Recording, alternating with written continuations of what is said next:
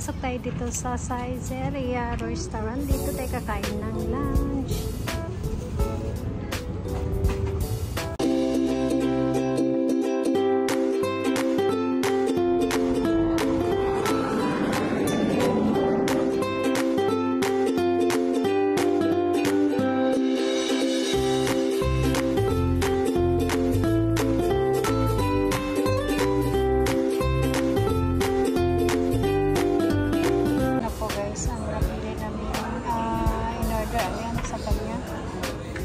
Sa akin naman dito sa baba. Ayan. At drink bar. Ayan, kukuha na tayo ng inumin. Na namin order ang pizza.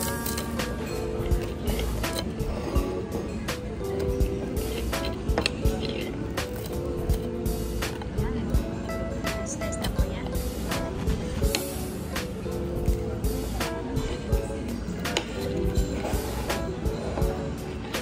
Tapos may ano tayo guys, spinach.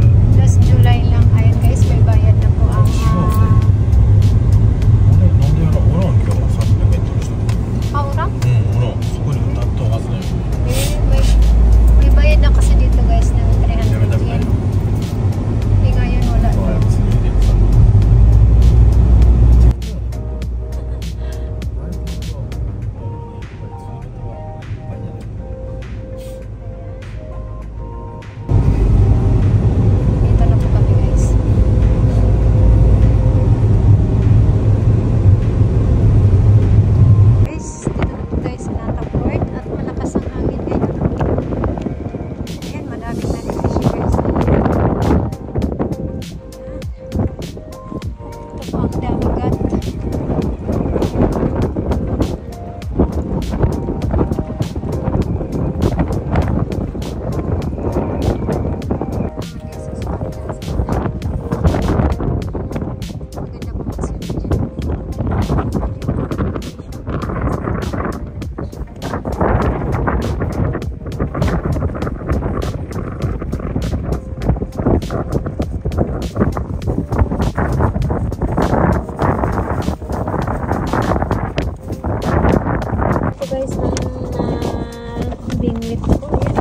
Maliit na danggit. Regina.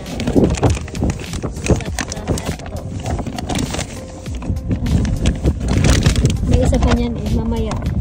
Papakita ko guys.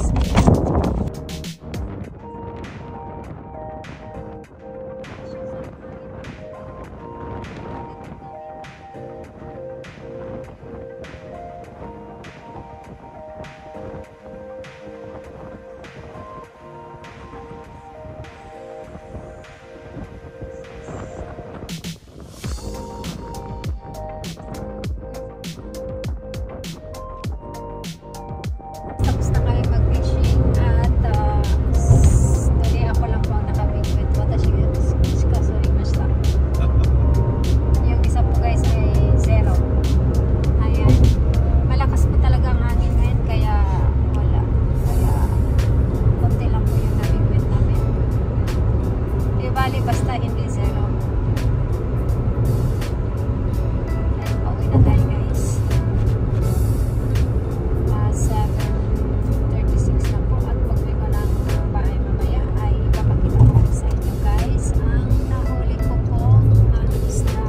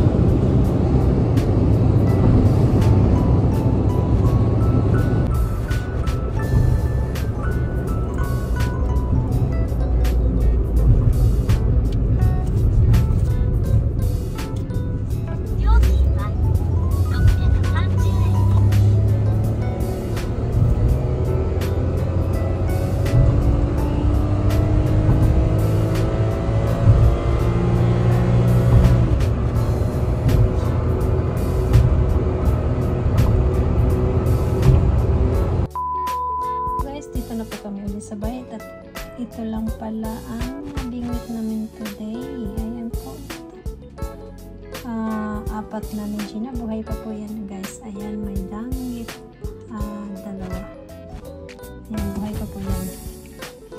Ayan, ayan buhay pa yan guys. Ayan, buhay pa yan. Kasi malapit lang naman kami nag-fishing.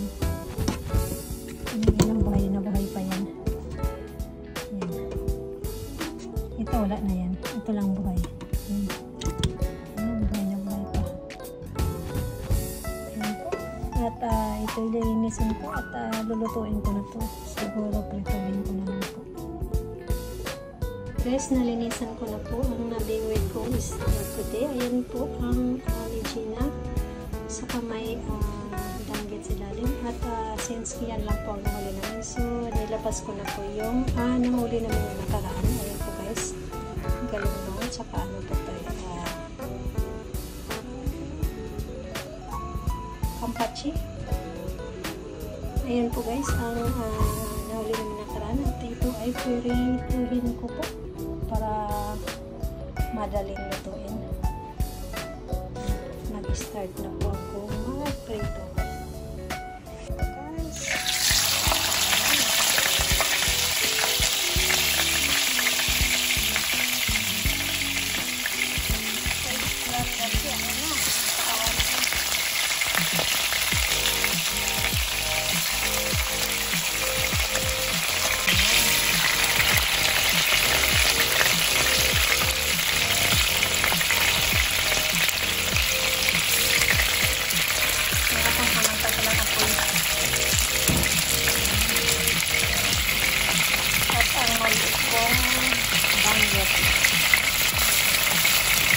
Hindi ko pinakawalan yung damit kasi masarap yun. Sa bagong huli. Buhay na buhay pa rin kami na pag ano po. Pag pag-linis ko buhay pa rin. Nalaman mo talaga pag stress na stress yung ano isya. Ayun yung bangkot nyo sa matayo. Ayun yung banggit. Masarap po yun. Kahit maliit yun. Ayun yung sumatayo yung bangkot nyo. Alam na alam talaga pag ano. Yung stress na talaga.